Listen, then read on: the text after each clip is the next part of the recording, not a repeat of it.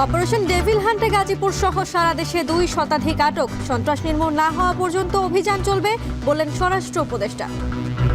যারা দেশকে অস্থিতিশীল করার চেষ্টা করে, এই ক্ষেত্রে যারা আইন অমান্য করে, দুষ্কৃতিকারী এবং সন্ত্রাসী, তারা এইটার টার্গেট।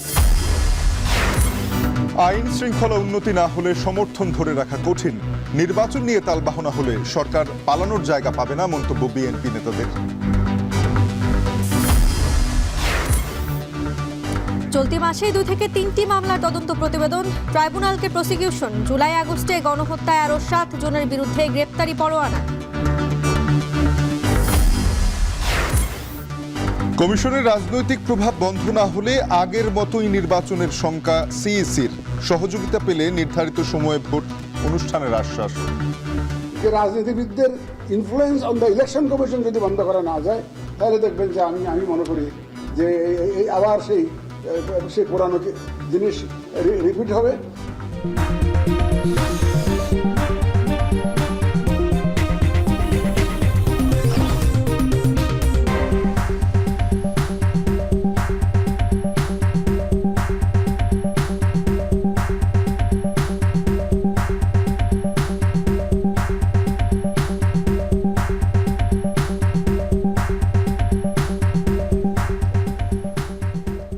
স্বাগত। এখন দুপুরে আপনাদের সাথে আছে আমরা দুজন, আমি তানজিম শাফিন এবং আমি জেনিসিয়া বর্ণা। শাফিন, আইন শৃঙ্খলা রক্ষায় পরিচালিত হচ্ছে অপারেশন ডেভিল হান্ট এবং এতে গাজীপুরে 82 জন সহ সারা দেশে 2 শতাধিক জনকে আটক করেছে যৌথ বাহিনী এবং সন্ত্রাস নির্মূল না হওয়া পর্যন্ত এই অপারেশন চলবে বলে জানিয়েছেন স্বরাষ্ট্র উপদেষ্টা। রাজধানীতে এক অনুষ্ঠানে স্বরাষ্ট্র উপদেষ্টা আরও বলেছেন, গাজীপুরের ঘটনায় জড়িত সকলকে আইনের আওতায় আনা হবে। পাশাপাশি সারা দেশেই বিভিন্ন স্পটে যৌথ বাহিনীর তাদের যে তল্লাশি কার্যক্রম, চেকপোস্ট বসিয়ে সেটি চলছে। আমাদের হাতে সহকর্মী আরিফ হোসেনের প্রতিবেদন রয়েছে, দেখব। শুক্রবার রাত থেকেই সারা দেশে শুরু হয় অপারেশন ডেভিল হান্ট। চিহ্নিত সন্ত্রাসী, শীর্ষ সন্ত্রাসী, অস্ত্র ব্যবসায়ী 5 আগস্টের ছাত্র জনতার খুনিদের বাড়ি বাড়ি গিয়ে খুঁজে বের করছে যৌথ বাহিনী। চলছে আটক। ঢাকা, গাজীপুর, চট্টগ্রাম, রংপুর ও সিলেটে সেনাবাহিনীর বিশেষ চেকপোস্ট বসানো হয়েছে, যেখানে সড়কে চলাচল করা মোটরসাইকেল, প্রাইভেট কার ও ট্রাক সহ সন্দেহভাজন যান তল্লাশি চলে। বিশেষ করে শহরের প্রবেশ ও বের হওয়ার প্রধান পয়েন্টে দেখা যায় বিশেষ নিরাপত্তা। গাজীপুরে মুক্তিযুদ্ধ বিষয়ক সাবেক মন্ত্রী মোজাম্মেল হকের ধীরাশ্রমের বাড়িতেও অভিযান চালায় র্যাব। শুক্রবার রাতে সাবেক মন্ত্রী মোজাম্মেল হকের বাড়িতে শিক্ষার্থীদের ওপর হামলার ঘটনা ঘটে। এরপরই অপারেশন ডেভিল হান্টের ঘোষণা দেন স্বরাষ্ট্র মন্ত্রণালয়। অপারেশন ডেভিল হান্টের প্রথম দিনে গাজীপুরে 80 জনের বেশি আটক করা হয়েছে। গাজীপুরেও আপনারা দেখতে পেয়েছেন যে বিভিন্ন অস্থিতিশীল পরিস্থিতি সৃষ্টির জন্য অনেকে আপনার বিভিন্নভাবে পায়তারা করছে, বা বিভিন্ন পরিস্থিতি ঘোলাটে করার জন্য অনেকে আপনার বিভিন্ন পরিস্থিতি সৃষ্টি করার জন্য অপচেষ্টা করে যাচ্ছে। সরকারি তরফ থেকে যে আপনার অপারেশন ডেভিল হান্টের ঘোষণা দেওয়া হয়েছে, সেই ঘোষণার অংশ হিসেবে আমাদের অপারেশন পরিচালনা হচ্ছে। নোয়াখালীর হাতিয়া থেকে আওয়ামী লীগের সাবেক ইউপি চেয়ারম্যান সহ 7 জনকে আটক করেছে যৌথ বাহিনী। অভিযানে ধারালো ছুরি, কুড়াল, 2টি কাঠের হাতলযুক্ত ধারালো ছুরি ও 3টি লম্বা তলোয়ার উদ্ধার করা হয়। এছাড়া রংপুর বিভাগে রাত থেকে সকাল পর্যন্ত 108 জন ও রাজশাহী থেকে 4 জনকে আটক করা হয়েছে।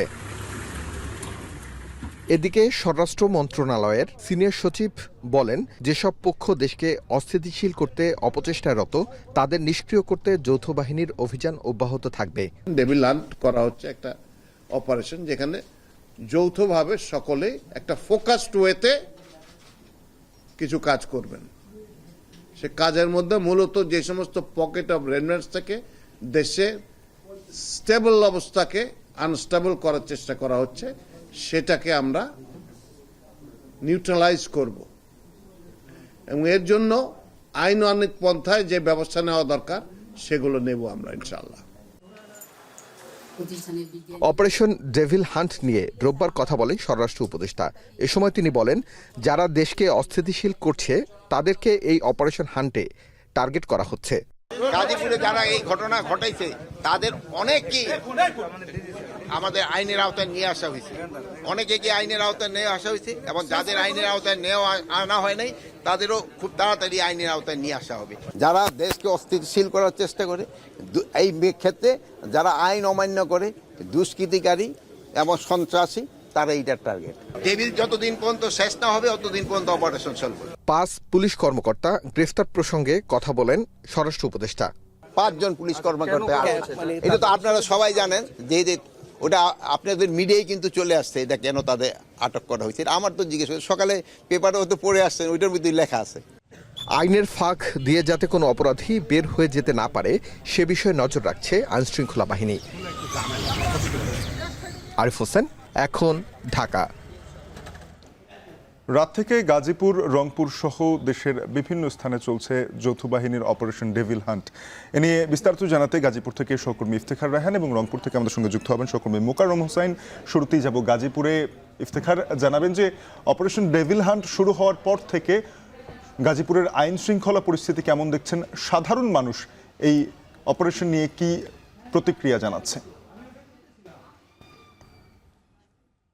শাফিন, অপারেশন ডেভিল হান্টের যে ভীতি সেটি কিন্তু জনমনে ছড়িয়ে পড়েছে। অর্থাৎ গতকালকে রাতভর আমরা দেখেছি যে নগরীর বিভিন্ন স্থানে চেকপোস্ট বসিয়ে তল্লাশি করা হচ্ছিল। পাশাপাশি গোয়েন্দা সংস্থার যারা গোয়েন্দা সংস্থার যারা সদস্যরা রয়েছেন এবং ডিবি পুলিশের সদস্যরা, তারাও কিন্তু বিভিন্ন বাসা বাড়িগুলোতে অভিযান পরিচালনা করে এখন পর্যন্ত প্রায় 82 জনকে আটক করা হয়েছে গাজীপুরের বিভিন্ন এলাকা থেকে। এবং আমরা এই মুহূর্তে রয়েছি গাজীপুরের ধীরাশ্রম এলাকায়, যে জায়গাটিতে আসলে গত শুক্রবার রাতে বৈষম্য বিরোধী ছাত্র আন্দোলনের শিক্ষার্থীদের উপর হামলার ঘটনা ঘটে। এবং এই এলাকাটিতে আমরা এসে দেখেছি যে পুরো এলাকাটি আসলে পুরুষ শূন্য হয়ে পড়েছে। 2-1 জন যারা রয়েছেন তারাও বেশ আতঙ্কের মধ্যে রয়েছেন। আমরা এমনও অনেককে দেখেছি যারা ব্যাগ কিংবা তাদের প্রয়োজনীয় জিনিসপত্র নিয়ে তারা বাসায় তালা মেরে তারা কিন্তু তাদের নিজেদের গ্রামের বাড়ি চলে যাচ্ছেন। এবং তাদের সাথে আমরা যখন কথা বলছিলাম তারা বলছেন যে যারা এই ঘটনার সাথে জড়িত তারা কিন্তু ওই দিন ঘটনার পরপরই কিন্তু তারা এই এলাকা থেকে পালিয়ে গেছে। তবে সাধারণ যারা মানুষ রয়েছে, যারা নিরীহ খেটে খাওয়া মানুষ এবং যারা বিভিন্ন পোশাক কারখানাগুলোতে চাকরি করেন, তারাও তাদের নিজ নিজ বাড়িতে ছিলেন পরিবারের সাথে। এবং পুলিশ সদস্যরা কিংবা আইন শৃঙ্খলা বাহিনী পরিচয় তাদেরকে তুলে নিয়ে যাওয়া হচ্ছে। এমনও অনেকে অভিযোগ করেছেন আজকে প্রায় 2 দিন চলে গেছে বা 3 দিন হয়ে গেল, এখন পর্যন্ত আইন শৃঙ্খলা বাহিনীর পক্ষ থেকেও তাদেরকে আটকের বিষয়ে কিংবা গ্রেফতারের বিষয়ে এখন পর্যন্ত কোনো তথ্য পরিবারকে জানানো হচ্ছে না। এবং অনেকে আসলে এখানে বলছেন যে যারা প্রকৃত আসামি তাদেরকে যেন আইনের আওতায় আনা হয় এবং যারা নিরীহ যারা মানুষ, যারা সাধারণ খেটে খাওয়া মানুষ, তাদেরকে যেন এই অপারেশন ডেভিল হান্টের আওতায় যেন কোনো ধরনের হয়রানি না করা হয়, সেই বিষয়টি কিন্তু তারা বারবার বলছেন। এবং এখানে যারা স্থানীয়রা রয়েছেন তারা কিন্তু আমরা দেখছিলাম যে আতঙ্কের মধ্যে রয়েছেন। অনেক দোকানপাট দেখেছি, ব্যবসা প্রতিষ্ঠান যেগুলো তালাবদ্ধ রেখে চলে গেছেন। এবং যারা বিশেষ করে যারা প্রয়োজনে কর্মস্থলে যায় তারা কিন্তু অনেকে কিন্তু কর্মস্থল থেকে বাসায় ফিরছেন না। অর্থাৎ যে আত্মীয় স্বজনের বাসায় অনেকে লুকিয়ে থাকছেন। তবে বলা যায় যে এই যে অপারেশন ডেভিল হান্ট এবং যে এখানকার যে গত শুক্রবার যে অনাকাঙ্ক্ষিত ঘটনাটি ঘটেছে, এই ঘটনার পর থেকে পুরো এলাকাটি এখন থমথমে পরিস্থিতি বিরাজ করছে। এবং আইন শৃঙ্খলা আমরা আজকেও সকাল থেকে দেখছিলাম যে বিশেষ করে ডিবি পুলিশের সদস্যরা কিন্তু বিভিন্ন স্থানে আওয়ামী লীগের নেতাকর্মীদের এবং অঙ্গ সহযোগী সংগঠনের নেতাকর্মীদের গ্রেপ্তারে অভিযান পরিচালনা করছেন। এবং এই অভিযানকে কেন্দ্র করে পুরো নগরীতে এখন থমথমে একটি পরিস্থিতি বিরাজ করছে আইন শৃঙ্খলা। এবং সবকিছু মিলিয়ে গাজীপুরের এই ছিল আমার কাছে সবশেষ। আমরা আমাদের আরেক সহকর্মী রয়েছেন রংপুরে, মোকাররম, আমরা তার কাছ থেকে জানতে চাই যে সেখানকার আসলে এই অপারেশন ডেভিল হান্টের সবশেষ পরিস্থিতি কি। ইফতেখার, গাজীপুরের মতো অর্থাৎ সারা দেশের মতো রংপুরে অপারেশন ডেভিল হান্ট শুরু হয়েছে গত মধ্যরাত থেকে আজকে ভোর পর্যন্ত 108 জনকে বিভিন্ন মামলায় গ্রেফতার করেছে রংপুর মেট্রোপলিটন পুলিশ। এবং তার মধ্যে জুলাই বিপ্লবের পরের যে মামলাগুলো, সেই মামলায় 14 জনকে এজাহার নামীয় আসামিকে আসলে গ্রেফতার করা হয়েছে। একই সঙ্গে জানিয়ে রাখি যে এই জুলাই বিপ্লবের রংপুর যে একটি টার্নিং পয়েন্ট ছিল, সেই টার্নিং পয়েন্ট হিসেবে রংপুরের যে অপরাধীরা রয়েছে তাদের যে গ্রেফতারের প্রক্রিয়া সেটি কিন্তু ইতিমধ্যেই শক্তভাবে শুরু হয়েছে। রংপুর মেট্রোপলিটন পুলিশের বিভিন্ন দপ্তরের বিভিন্ন স্তরের কর্মকর্তারা নিশ্চিত করেছেন যে এই রংপুরকে কেন্দ্র করে যে দমন পীড়ন হয়েছে, শিক্ষার্থী নিপীড়নের ঘটনা ঘটেছে, সেই দমন পীড়নের সঙ্গে যারা জড়িত ছিল তাদের কাউকেই ছাড় দেওয়া হবে না এবং জিরো টলারেন্স নীতি মেনেই আসলে মাঠে সেই সিদ্ধান্তগুলো বাস্তবায়ন করা হবে। জানিয়ে রাখি রংপুরে যে গ্রেফতার হয়েছে তার মধ্যে 14 জন রংপুর মেট্রোপলিটন এরিয়ার মধ্যে এবং বাকি 5 জন হচ্ছে রংপুর বিভাগের বাকি যে 8 জেলা রয়েছে সেখান থেকে গ্রেফতার করা হয়েছে। অর্থাৎ জুলাই বিপ্লবের পরের এই মামলায় 19 জনকে গ্রেফতার করা হয়েছে এবং অন্য মামলার যে নামীয় আসামিগুলো রয়েছেন তাদের গ্রেফতার সহ মোট 108 জন গত রাত থেকে ভোর পর্যন্ত গ্রেফতার হয়েছেন। তবে রংপুরের যে আন্দোলনের ঘটনা, সেই ঘটনার সব থেকে বড় যে বিষয়টি আবু সাঈদ হত্যা মামলা, সেই আবু সাঈদ হত্যা মামলায় এখনো পর্যন্ত 3 জন গ্রেফতার হয়েছেন এবং 17 জন আসামির নাম উল্লেখ করে তার ভাই যে মামলা করেছিলেন, এরপরে কিন্তু আরও 7 জনের নাম সংযুক্ত করবার জন্য আদালতে তারা আবেদন করেছিলেন। সবশেষ এই 24 জনের মধ্যে 3 জন মাত্র গ্রেফতার হয়েছে। এটি নিয়েও কিন্তু রংপুরের মানুষের মধ্যে সন্দেহ, সংশয়, দ্বিধাবিভক্তি আছে। তারা বলছেন যে রংপুরে অপারেশন ডেভিল হান্ট শুরু হতে গেলে, অর্থাৎ আবু সাঈদের হত্যা মামলার আসামিদেরকে যদি গ্রেফতার করা না যায়, তাহলে অপারেশন ডেভিল হান্টের যে মূল যে লক্ষ্য, সেটি আসলে বাস্তবায়ন হবে না। একই সঙ্গে তারা বলছেন আবু সাঈদ হত্যা মামলার আসামি সহ যারা জুলাই নিপীড়নের সঙ্গে জড়িত ছিলেন, শিক্ষার্থী হত্যার সঙ্গে জড়িত ছিলেন, সবাইকে গ্রেফতার করে আইনের আওতায় আনার যে প্রক্রিয়া, সেটি শুরু হবার কারণেই রংপুরের যে বিভিন্ন স্তরের মানুষ, যারা আওয়ামী লীগের যে শাসন, সেই দুঃশাসনের বিরুদ্ধে যারা ছিলেন, তারা কিন্তু স্বস্তি জানিয়েছেন। এই ছিল এই মুহূর্তে রংপুর থেকে ডেভিল হান্টের যে গ্রেফতারের তথ্য, তার সবশেষ। সহকর্মী মোকাররম হোসাইন যুক্ত হয়েছিলেন রংপুর থেকে। এর আগে ইফতেখার রায়হান গাজীপুর থেকে যুক্ত হয়ে জানাচ্ছিলেন অপারেশন ডেভিল হান্ট নিয়ে সবশেষ খবর। আইনশৃঙ্খলা পরিস্থিতির উন্নতি করতে না পারলে সরকারের প্রতি বিএনপির সমর্থন ধরে রাখা কঠিন হবে। প্রেস ক্লাবের সামনে এক প্রতীকী অবস্থান কর্মসূচিতে এমন মন্তব্য করেন বিএনপি চেয়ারপারসনের উপদেষ্টা জয়নুল আবদিন ফারুক। বিএনপির এই নেতা আরও বলেন, প্রশাসনে আওয়ামী দোসরদের রেখে অপারেশন ডেভিল হান্ট দিয়ে দেশের বিশৃঙ্খল পরিস্থিতি নিয়ন্ত্রণে আনা যাবে না। নির্বাচন যত দেরি হবে, ভারত থেকে শেখ হাসিনার ষড়যন্ত্র তত বাড়বে বলেও জানান তিনি। 32 নম্বর সহ যত স্মৃতিবিজড়িত বাড়িই হোক না কেন, কোনো বাড়ি থেকে যদি গুম খুনের নির্দেশ দেওয়া হয়ে থাকে, সেসব স্থাপনা ভাঙা সঠিক হয়েছে বলেও মন্তব্য করেন জয়নুল আবদিন ফারুক।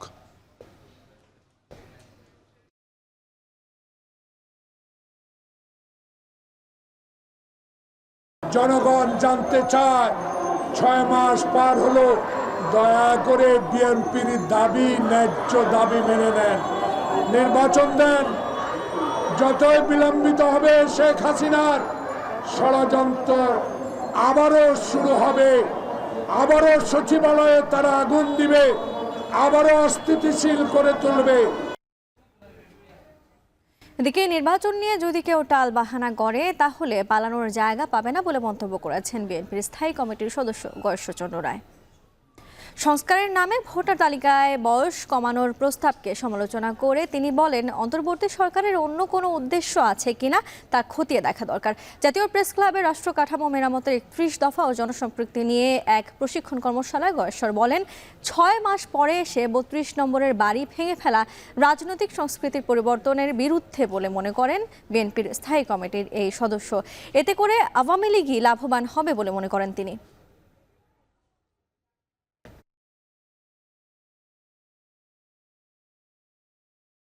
যুদ্ধ বোধহয় একটা সমাসন্ন, অদৃশ্য শক্তিগুলিকে দৃশ্যমান করতে হবে আমাদের ভাবনার মধ্য দিয়ে, তারপরে আরেকটা ধাক্কা দিতে হবে।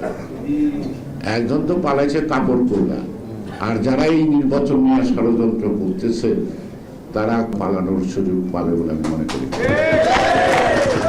আমি এখানে জবাব দিচ্ছি না, এই সরকারকে আমি সম্মান করি, সব জ্ঞানী বলে সমাবেশ, কিন্তু রাষ্ট্র পরিচালনার দক্ষতা নাই, সরকারের মধ্যে কোনো সমন্বয় নাই।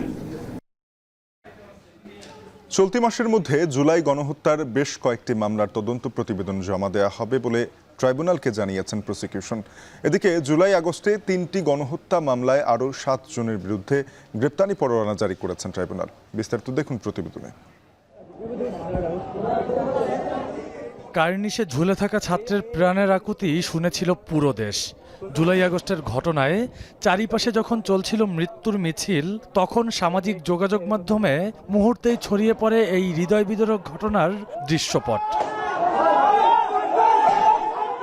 সেই ঘটনায় গ্রেপ্তার এসআই চঞ্চল চন্দ্র সরকারের পর আরও 2 জনের বিরুদ্ধে গ্রেপ্তারি পরোয়ানা জারি করেছে আন্তর্জাতিক অপরাধ ট্রাইব্যুনাল। একই সাথে মহাখালী, উত্তরা, রামপুরার গণহত্যার ঘটনায় 4টি পৃথক মামলায় 7 জনের গ্রেপ্তারি পরোয়ানা জারি করেন আদালত। মিরপুরের ঘটনায় 2 জনের বিরুদ্ধে গ্রেপ্তারি পরোয়ানা জারি করা হয়েছে।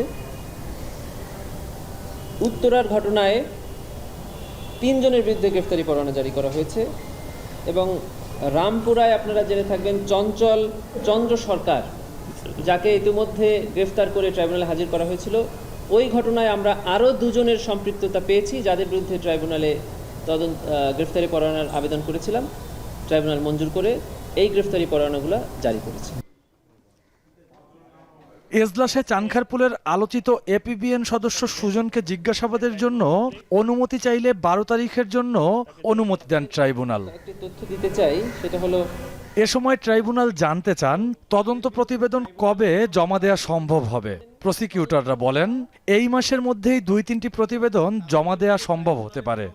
এই মাসের ভেতরে আমরা কয়েকটি তদন্ত প্রতিবেদন সমাপ্ত করে চিফ প্রসিকিউটর মহোদয়ের দপ্তরে তদন্ত সংস্থা জমা দিতে পারবেন বলে আমরা আশা করছি। 18টি মামলায় 115 জনের বিরুদ্ধে গ্রেফতারি পরোয়ানা জারি করেছে, যাদের মধ্যে 35 জন গ্রেফতার হয়ে জেল হাজতে আছেন। 80 জনের বিরুদ্ধে গ্রেফতারি পরোয়ানা জারি আছে, তাদের মধ্যে 52 জন সিভিলিয়ান, 45 জন ল এনফোর্সিং এজেন্সির সদস্য এবং 9 জন সাবেক অবসরপ্রাপ্ত সেনা কর্মকর্তা। ট্রাইব্যুনালে এখন পর্যন্ত 18টি মামলায় 115 জন আসামি, 35 জন গ্রেপ্তার দেখানো হয়েছে।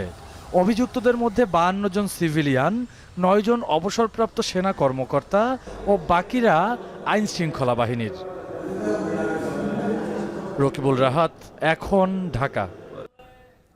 নির্বাচন কমিশন কোনো রাজনৈতিক দলের পক্ষে কিংবা বিপক্ষে দাঁড়াতে চায় না। দুপুরে এসি সচিবালয়ে RFEDর বার্ষিক সাধারণ সভায় একথা বলেন সিএসি। এছাড়া কমিশনের উপর রাজনৈতিক প্রভাব বন্ধ করা না গেলে আগের মতোই অবস্থা হবে বলে শঙ্কা প্রধান নির্বাচন কমিশনারের। বেলায়েত হোসাইনের প্রতিবেদন। নির্বাচন কমিশন বিটে কর্মরত সাংবাদিকদের সংগঠন reporters forum for election and democracy সংগঠনটির বার্ষিক সাধারণ সভায় যোগ দিয়ে প্রধান নির্বাচন কমিশনার বললেন, সবগুলো সাংবিধানিক প্রতিষ্ঠান পচে গেছে। যতক্ষণ না সাংবিধানিক প্রতিষ্ঠানের উপর রাজনৈতিক নিয়ন্ত্রণ বন্ধ না হয় ততক্ষণ নিরপেক্ষ ভূমিকা আশা করা ঠিক হবে না। দেখেন, মানুষ ইলেকশন কমিশনকে দেখে কিভাবে। রোববার আগারগাঁওয়ের নির্বাচন ভবনে আয়োজিত এই অনুষ্ঠানে প্রধান নির্বাচন কমিশনার আরো বলেন, কোন রাজনৈতিক দলের পক্ষে বা বিপক্ষে দাঁড়াতে চায় না ইসি। কমিশনের উপর রাজনৈতিক নিয়ন্ত্রণ বন্ধ করা না গেলে আবারও সেই আগের মতোই নির্বাচন হবে বলেও মন্তব্য করেন তিনি। আমরা কোনো রাজনৈতিক দলের পক্ষে বা বিপক্ষে দাঁড়াতে চাই না, আমরা নিরপেক্ষ থাকতে চাই। আপনারা আমাদেরকে সাহায্য করবেন।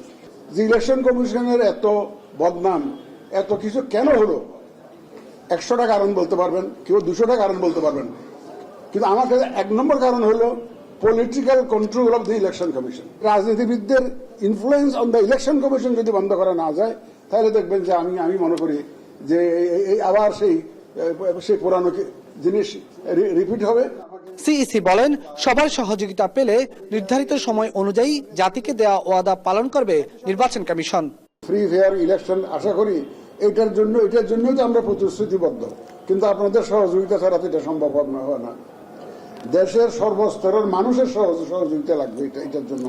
আমরা 4-5 জন কমিশনার মিলে বা আমার কিছু কর্মচারী মিলে 200-300 লোক মিলে এটাকে সাকসেসফুল করা সম্ভব হবে না। এ সময় যৌক্তিকভাবে নির্বাচন কমিশনের সমালোচনা করারও আহ্বান জানান তিনি। আমারা যদি সমালোচনা করেন, I will be rather happy, I must have done something wrong. নিশ্চয়ই জন্য আই উইল গেট কারেক্টেড। আমি নিজেকে শুধরে নেব। আপনাদের যদি দেখি যায় কোনো কিছু পয়েন্ট আউট করেন, আমি নিজেকে ঠিক করে নেব, যে দেখবো যে এটা আমার তো দেখার দরকার। অনুষ্ঠানে প্রিন্ট, অনলাইন ও ইলেকট্রনিক এই 3টি ক্যাটাগরিতে RFED best media reporting award প্রদান করা হয়। বেলায়েত হোসাইন, এখন, ঢাকা। স্বাস্থ্য ও পরিবার কল্যাণ অধিদপ্তরের শূন্য পদে বন্ধ হওয়া নিয়োগ দ্রুত চালু সহ 4 দাবিতে শাহবাগ মোড় অবরোধ করেছে ম্যাথস শিক্ষার্থীরা। সেখানে তারা বিক্ষোভ করছেন এবং সবশেষ পরিস্থিতি জানাতে যুক্ত হবেন আমাদের সহকর্মী সানি মৃধা। সানি, জানাবেন যে দাবির বিষয়ে শিক্ষার্থীরা কি বলছেন এবং রাস্তায় তো নিশ্চয়ই এর ফলে যানজট সৃষ্টি হচ্ছে, সবশেষ কি পরিস্থিতি? শাফিন, আপনাকে বলে রাখি যে সকাল থেকেই যে মেডিকেল অ্যাসিস্ট্যান্ট ট্রেনিং স্কুল বা ম্যাটসের শিক্ষার্থীরা শাহবাগ মোড়ে এসে অবস্থান নেয়। এরপরে কিন্তু আইন শৃঙ্খলা রক্ষাকারী বাহিনী তাদেরকে সরিয়ে, অর্থাৎ শাহবাগ থানার সামনে যে সড়কটি থাকে সেখানে তাদেরকে সরিয়ে দেওয়া হয়। সেখানে এখন পর্যন্ত তারা সেখানে অবস্থান করছে। তারা 4 দফা যে দাবিটি জানিয়েছে, যে তাদের বিগত কয়েক বছর ধরেই তাদের একটি দাবি ছিল যে স্বাস্থ্য ও পরিকল্পনা অধিদপ্তরে যে তাদের কমিউনিটি মেডিকেল অফিসার যে পদটি ছিল সেটি আসলে সেই নিয়োগটি বন্ধ রয়েছে, সেই নিয়োগটি পুনরায় চালু করা সহ তাদের উচ্চশিক্ষা বা ব্যাচেলর ডিগ্রির যে একটা নিয়ম চালু করার একটা দাবি। কিন্তু একটা তাদের ইন্টার্ন যে সময়সীমাটা ছিল 1 বছরের, সেটি কিন্তু এখন আর নেই। এর ফলে কিন্তু তারা 1 বছরের ইন্টার্ন সহ এর ভাতা সহ পুনরায় দাবি করছেন। একই সাথে তারা বলছেন যে তাদের যে প্রাতিষ্ঠানিক পরিচয় সেটি পরিবর্তন করতে, তাদের যে কোর্সের যে নাম, প্রতিষ্ঠানিক নাম, সেটা পরিবর্তন করে তারা এখন তাদেরকে মেডিকেল অ্যাসিস্ট্যান্ট বা সহকারী ডাক্তারের সহকারী বলা হয়, সেটি পরিবর্তন করে ডিপ্লোমা ডাক্তার নামে বা পরিচিতি তারা চাচ্ছে। মূলত এছাড়াও কিন্তু তারা আমাদেরকে যেটা বলেছে, তারা বিগত কয়েক বছর ধরেই কিন্তু এই দাবি নিয়ে বিভিন্ন সময় দাবি জানিয়ে আসছিলেন, কিন্তু বিগত সরকার আমলে কোনটি তাদের পক্ষ থেকে বাস্তবায়ন করা হয়নি। এর ফলে কিন্তু আমরা দেখেছি যে গেল মাসেও কিন্তু তারা শাহবাগ মোড়ে তারা অবস্থান করেছিল। সেখান থেকে তাদের নাকি জানানো হয়েছিল স্বাস্থ্য অধিদপ্তর থেকে যে 7 কর্মদিবসের মধ্যে তাদের এই দাবিগুলো বাস্তবায়ন করা হবে। তবে এরপরও কিন্তু না হওয়াতে কিন্তু তারা আবারও সেই শাহবাগে অবস্থান নিয়েছে। আমরা এর মধ্যে দেখেছি যে স্বাস্থ্য অধিদপ্তরের যিনি উপদেষ্টা, তার একজন ব্যক্তিগত সহকারী এখানে এসেছিলেন। তিনি আমাদের সামনে বলেছেন তাদের 5 জনকে বা তাদের একটি টিম এখান থেকে স্বাস্থ্য অধিদপ্তরে নিয়ে যাওয়া হবে। তাদের দাবি দেয়া স্বাস্থ্য উপদেষ্টা নূরজাহান বেগমের কাছে পেশ করার জন্য তিনি মূলত তাদেরকে নিয়ে যাবে। তারা আমাদেরকে বলছেন যে প্রায় 50,000-এর বেশি দক্ষ ডিপ্লোমা বা ম্যাথসের শিক্ষার্থী যারা ম্যাথস পাস করেছে বা ডিপ্লোমা শেষ করেছে, এরকম 50,000-এর বেশি এখনও বেকার রয়েছে। সেই বেকারত্ব ঘুচাতে কিন্তু তারা আসলে এই দাবি দায়াগুলো করছে। একই সাথে যারা এখনও অধ্যয়নরত আছে, ম্যাথসে ডিপ্লোমা করছে, তারা কিন্তু সেই অধ্যয়নরত যে তাদের যে ভবিষ্যৎ কিভাবে হবে, তারা শেষ করে তারা যে চাকরি পাবে কিনা সেই অনিশ্চয়তার কারণে কিন্তু তারা মূলত রাজপথে এসে দাঁড়িয়েছে বলে আমাদের জানিয়েছে। মূলত আজকে শুধু ঢাকা না, বাংলাদেশের বিভিন্ন জায়গা থেকে এই ম্যাথস শিক্ষার্থীরা বা যাদের আগে শেষ হয়ে গেছে, যারা কর্মরত রয়েছেন, তারা কিন্তু এখানে এসে তাদের সাথে জড়ো হয়েছেন এবং তারা দাবি জানাচ্ছেন। তো শাফিন, ম্যাথস শিক্ষার্থীদের দাবি দায়া নিয়ে শাহবাগ থেকে সবশেষ এই ছিল আমার কাছে। সহকর্মী সানিম মৃধা যুক্ত হয়েছিলেন শাহবাগ থেকে। অবৈধ সম্পদ অর্জনের অভিযোগ খতিয়ে দেখতে বাংলাদেশ ব্যাংকের কর্মকর্তাদের অন্তত 300 লকার উন্মুক্ত করবে দুর্নীতি দমন কমিশন। এজন্য কেন্দ্রীয় ব্যাংকে প্রবেশ করেছে দুদক টিম। সে বিষয়ে সবশেষ জানাতে আমাদের সাথে যুক্ত হবে নাতাও নিয়ন। যাচ্ছি তার কাছে। নিয়ন, জানতে চাই লকার খোলার কার্যক্রম শুরু হয়েছে কিনা এবং দুদক কি অভিযোগ এনেছে? প্রথমে বলে রাখি যে ইতিমধ্যে কিন্তু দুদকের লকার খোলার কার্যক্রম কিন্তু চলমান রয়েছে। তারা 12:30-1টার মধ্যে বাংলাদেশ ব্যাংকে প্রবেশ করে দুদকের 8 সদস্যের একটি প্রতিনিধি দল, যেখানে গত মাসেই যেই বাংলাদেশ ব্যাংকের যে সাবেক ডেপুটি গভর্নর এস কে সুরের লকার খোলার ক্ষেত্রে যে নেতৃত্ব দিয়েছিল দুদকের পরিচালক সাইমুজ্জামান, তার নেতৃত্বেই আজকে বাংলাদেশের ব্যাংকের দুদকের 8 সদস্যের একটি প্রতিনিধি দল ইতিমধ্যে লকার খোলার কার্যক্রম শুরু করেছে। তো সেখানে 20 থেকে 30টি লকার খোলার কথা রয়েছে। আমরা জানি ইতিমধ্যে বাংলাদেশ ব্যাংকে থাকা 300 কর্মকর্তার লকার কিন্তু আদালতের মাধ্যমে ফ্রিজ করে রাখা হয়েছে। দুদক সেটি আবেদনের প্রেক্ষিতে আসলে বাংলাদেশ ব্যাংক সেই নির্দেশ দেয় এবং তার প্রেক্ষিতে পরবর্তীতে তারা সেই লকারগুলো খোলার অনুমতি চাইলে তখন বাংলাদেশ ব্যাংক তাদেরকে আদালত তাদেরকে লকারগুলো খোলার অনুমতি দেয়। তারই প্রেক্ষিতে আসলে আজকে দুপুর 12:30টায় দুদকের যে 8 সদস্যের প্রতিনিধি দল রয়েছে তারা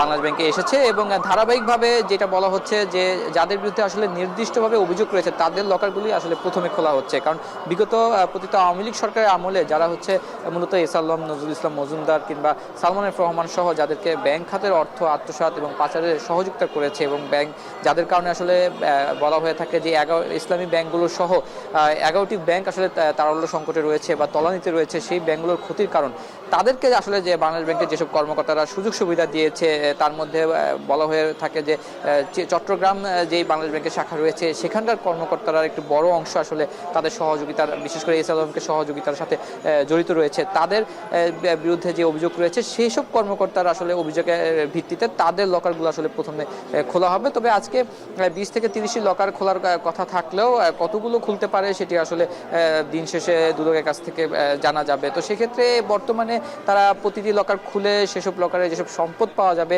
সেগুলো আলাদা আলাদাভাবে হিসাব করবে কর্মকর্তাদের উপস্থিতিতে, এবং পরবর্তীতে যদি তাদের যে আয়কর রিটার্ন রয়েছে কিংবা সম্পদের তথ্য রয়েছে সেই তথ্যের বাহিরে যদি সব আসলে সম্পদ পাওয়া যাবে সেগুলো দুদক কিন্তু বাজেয়াপ্ত করে নিবে। তো সেই জায়গায় বলা হয়েছে যে যদি কর্মকর্তাদের লকারে এরকম অবৈধ সম্পদ বা অবৈধ বৈদেশিক মুদ্রা সহ পাওয়া যায় এবং বাংলাদেশ ব্যাংকের কর্মকর্তারা অনিয়মের সাথে জড়িত রয়েছে সেটি যদি আসলে প্রমাণ পাওয়া যায় সেক্ষেত্রে বাংলাদেশ ব্যাংক থেকে আসলে কী ধরনের ব্যবস্থা নিবে বা কোন ধরনের আইনি পদক্ষেপ নেওয়া হতে পারে কিনা সেটি আসলে এখন বাংলাদেশ ব্যাংক থেকে হয়তো সেই বিষয়ে জানানো হবে। তো এই ছিল আমার কাছে বাংলাদেশ ব্যাংকের দুদকের অভিযানের সর্বশেষ তথ্য।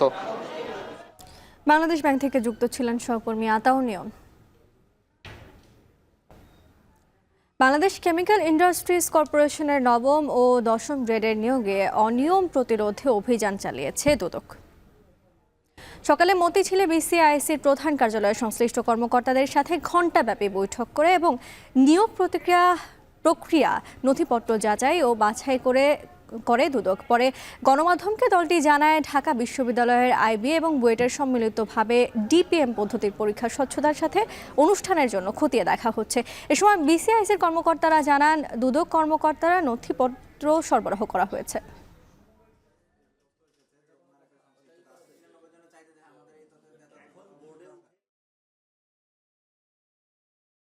আমাদের একটা সুনির্দিষ্ট লিখিত অভিযোগ ছিল যে এখানে এই নিয়োগ পরীক্ষায় অনিয়ম হচ্ছে বা হতে পারে, এই জন্য তো আমরা মূলত এখানে এসেছি যে নিয়োগ পরীক্ষাটা কিভাবে হচ্ছে, কেমন হচ্ছে এবং এখানে অনিয়মের কোনো সুযোগ আছে কিনা সেটা যাচাই বাছাই করার জন্য এবং সার্বিকভাবে এবং আলটিমেটলি আমাদের গোল হচ্ছে যাতে নিয়োগ পরীক্ষাটা যত 14 তারিখে হবে সেখানে যাতে স্বচ্ছতাটা আমরা বজায় রাখতে পারি। ভারতে বই ছাপানোর কাজ দিয়ে রাষ্ট্রের কি পরিমাণ ক্ষতি হয়েছে তা খতিয়ে দেখছে দুদক। অভিযোগ, অবৈধভাবে পুরো বই ছাপানোর কাজ পেত ভারত। সকালে মতিঝিলে ভারতীয় কোম্পানিকে অবৈধভাবে প্রাথমিকের 2 কোটি পাঠ্য বই ছাপানোর অভিযোগের সত্যতা যাচাইয়ে জাতীয় শিক্ষাক্রম ও পাঠ্যপুস্তক বোর্ড এনসিটিবিতে অভিযান পরিচালনা শেষে একথা বলে সংস্থাটির একটি দল। দুদকে আসার অভিযোগে বলা হয়, আওয়ামী লীগ সরকারের আমলে দক্ষিণ কোরিয়ান কোম্পানিকে অন্যায়ভাবে বঞ্চিত করে প্রাথমিকের 2 কোটি কপি বই ছাপার কাজ দেওয়া হয় ভারতীয় কোম্পানিকে। 2017 শিক্ষাবর্ষের ওইসব পাঠ্য বই ছাপার জন্য দক্ষিণ কোরিয়ান কোম্পানি টিপিএস টেন্ডারে অংশ নিয়ে মোট 17টির সর্বনিম্ন দরদাতা হয়। কিন্তু প্রায় 50 কোটি টাকার ছাপার কাজ তাদেরকে না দিয়ে আওয়ামী সরকার উচ্চ মহলের ইশারায় সেই কাজ চলে যায় ভারতের হাতে। একই সঙ্গে গত সরকারের আমলে পাঠ্যপুস্তকের নানা অনিয়ম ও দুর্নীতির নথিপত্র সংগ্রহ করছে সংস্থাটি।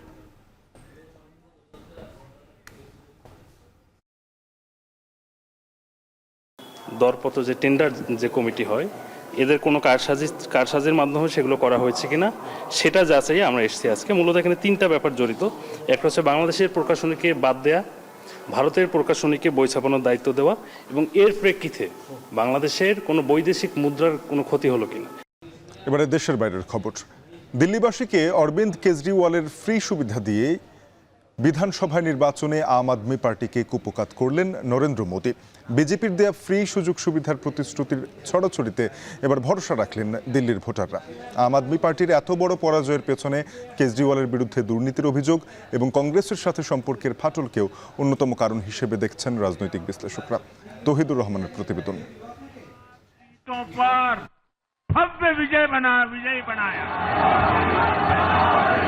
বিজেপির 8 ছক্কায় দিল্লির বিধানসভার ক্ষমতায় হ্যাট্রিক করার স্বপ্ন ধুলোর সঙ্গে মিশে গেল আম আদমি পার্টির। টানা 2 মেয়াদ ধরে আধিপত্য থাকা অরবিন্দ কেজরিওয়ালের দলকে বড় ব্যবধানে হারিয়ে প্রায় 27 বছর পর দিল্লিতে বিজেপির প্রত্যাবর্তন করলেন প্রধানমন্ত্রী নরেন্দ্র মোদী। 70টি আসনের একটিতেও জয় ছিনিয়ে আনতে না পারায় রাজ্যটিতে ভরাডুবি হয়েছে কংগ্রেসের। ये कहकर राजनीति में आए थे कि हम राजनीति बदल डालेंगे, দরিদ্র জনগণের জন্য বিনামূল্যে সুপেয় পানি থেকে শুরু করে বিদ্যুৎ সরবরাহের সুবিধা দেওয়ার পরও কেন আম আদমি পার্টির কাছ থেকে মুখ ফেরালেন ভোটাররা? এমন প্রশ্ন সর্বত্র। উত্তর খুঁজতে গিয়ে দেখা যায় অরবিন্দ কেজরিওয়ালের ফ্রি সুবিধা দেওয়ার টেকনিক দিয়েই তাকে কুপোকাত করলেন মোদি। অর্থাৎ আম আদমি পার্টির থেকেও কয়েক গুণ বাড়িয়ে রাজ্যের মানুষকে অর্থ সহায়তা থেকে শুরু করে বিভিন্ন খাতে ফ্রি সেবা দেওয়ার প্রতিশ্রুতি দিয়েছিল বিজেপি। ये जीत प्रधानमंत्री नरेंद्र मोदी जी के पिछले 26 मई 2014 से लेकर आज तक किए जा रहे गरीबों के प्रति जो काम है। This is a big message given by the people of Delhi that they support development. For development, they need the leadership of Narendra Modi ji. শুধু কি ফ্রির ছড়াছড়িতেই বিজেপির এই বিজয় হাসি, নাকি পেছনে আছে আরও বড় কারণ? শুনবো সাধারণ মানুষের মুখ থেকেই। দিল্লি দাঙ্গার সময় আপের ভূমিকা কি ছিল? কোনো সদর্থক ভূমিকা নিয়েছিল? মানুষ কেন ওর পাশে থাকবে? সংখ্যালঘু ভোট কেটে কার্যত বিজেপির জয়ের পথকে সুগম করেছে। এমনকি দাঙ্গা যেখানে বিজেপি করেছে সেইখানে বিরোধী ভোটকে ভাগ করে দিয়ে বিজেপিকে জিততে এরা সুবিধা করে দিয়েছে। কংগ্রেসের সাথে ঐক্যে ফাটল ধরিয়ে একা নির্বাচন করার সিদ্ধান্তের জন্য দিল্লির ভোটে আপের খেসারত দিতে হলো বলে মনে করছেন রাজনৈতিক বিশ্লেষকরা। অর্থাৎ ইন্ডিয়া জোটের দুই শরিক আপ এবং কংগ্রেসের ভোট কাটাকাটির ফলে 14টি আসনে জয় নিশ্চিত করেছে বিজেপি। দিল্লিতে হ্যাট্রিক চান্স মিস হওয়ার পেছনে অরবিন্দ কেজরিওয়াল, তার ঘনিষ্ঠ সহযোগী মনীষ সিসোদিয়া এবং সৌরভ ভরদ্বাজের বিরুদ্ধে ওঠা দুর্নীতির অভিযোগেও বেশিরভাগ ভোটার আম আদমি পার্টির উপর ভরসা হারিয়েছেন বলে মনে করা হচ্ছে।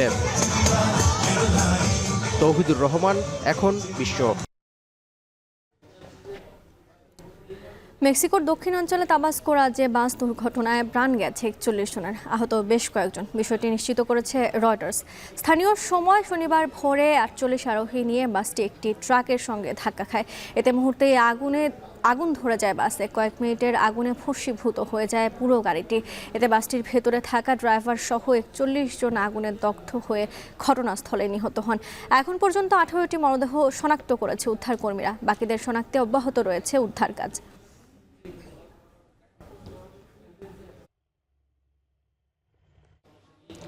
যুক্তরাষ্ট্রের ওয়াশিংটন ডিসিতে দুর্ঘটনার 10 দিন পর উদ্ধার করা হয়েছে ব্ল্যাক হুক হেলিকপ্টারের ধ্বংসাবশেষ। শুক্রবার রয়্যাল রিগান বিমানবন্দরের কাছের একটি নদী থেকে উদ্ধার করা হয় তা। বিষয়টি নিশ্চিত করে খবর প্রকাশ করেছে রয়টার্স। গেল 29 জানুয়ারি 64 আরোহীবাহী আমেরিকান এয়ারলাইন্সের একটি বিমান ওয়াশিংটন ডিসির রিগান বিমানবন্দরের কাছে একটি সামরিক হেলিকপ্টারের সঙ্গে সংঘর্ষ ঘটে।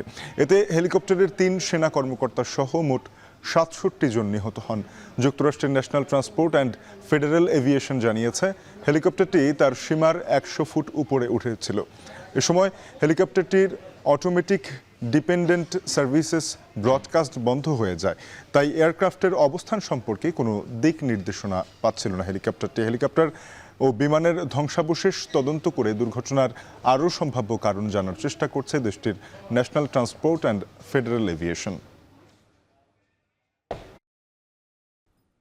বিপিএলের চ্যাম্পিয়ন ট্রফি নিয়ে নিজ শহরে পৌঁছেছে ফরচুন বরিশালের টিম বাস। চ্যাম্পিয়নদের স্বাগত জানাতে মহাসড়কে ভিড় করেন সমর্থক ও ক্রিকেট প্রেমীরা।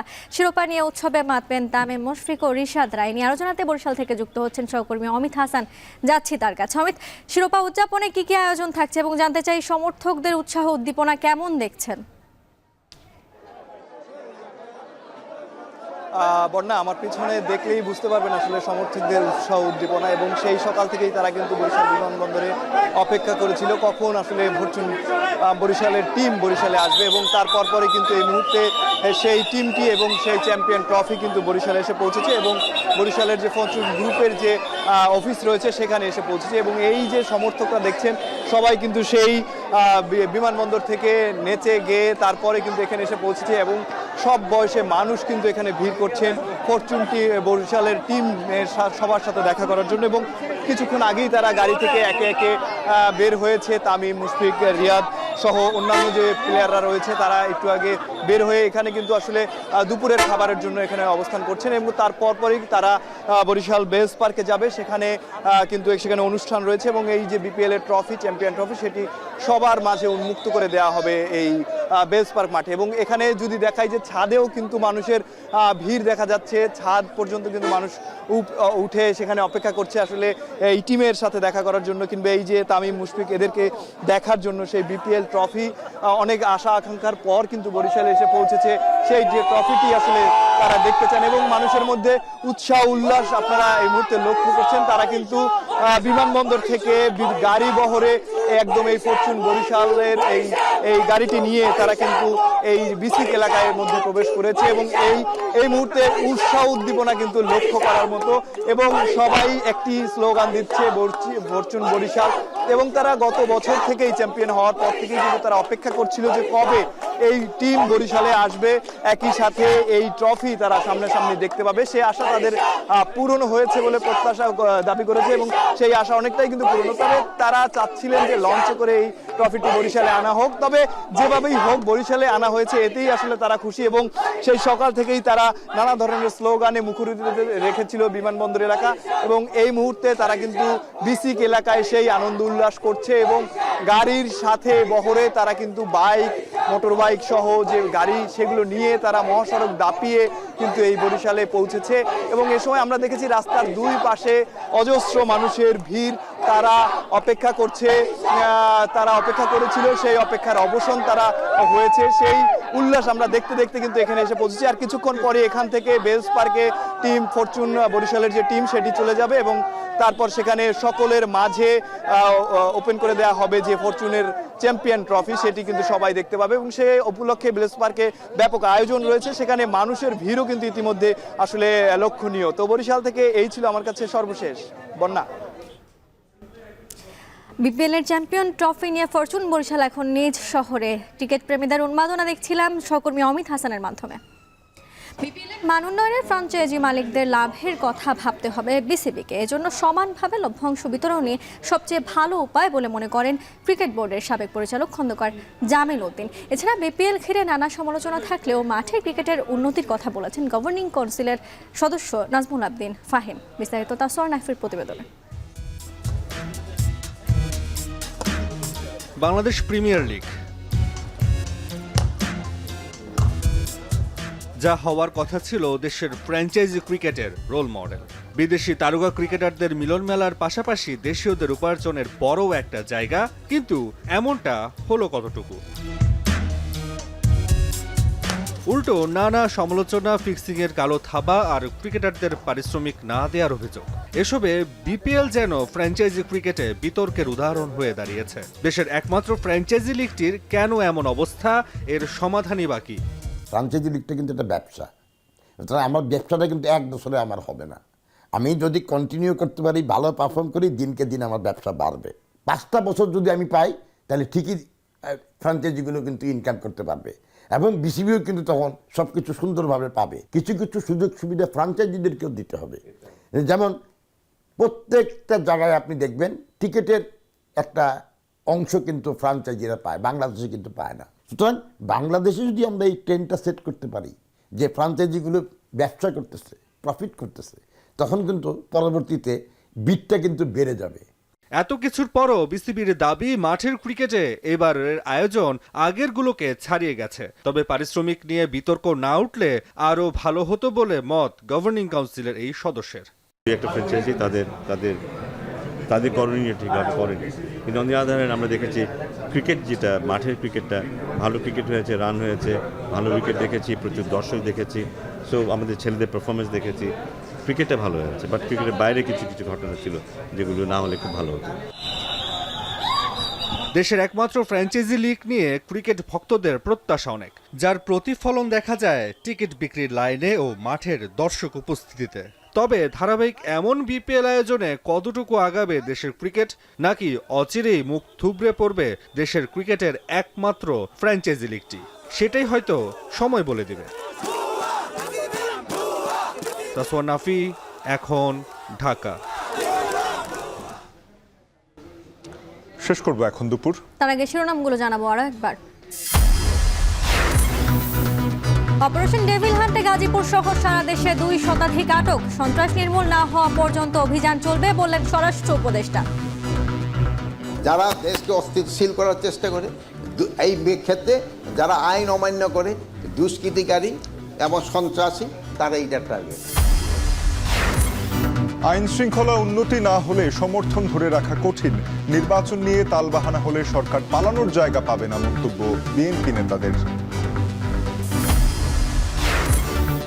চলতি মাসে 2 থেকে 3টি মামলার তদন্ত প্রতিবেদন। ট্রাইব্যুনালকে প্রসিকিউশন। জুলাই আগস্ট গণহত্যায় আরও 7 জনের বিরুদ্ধে গ্রেপ্তারি পরোয়ানা।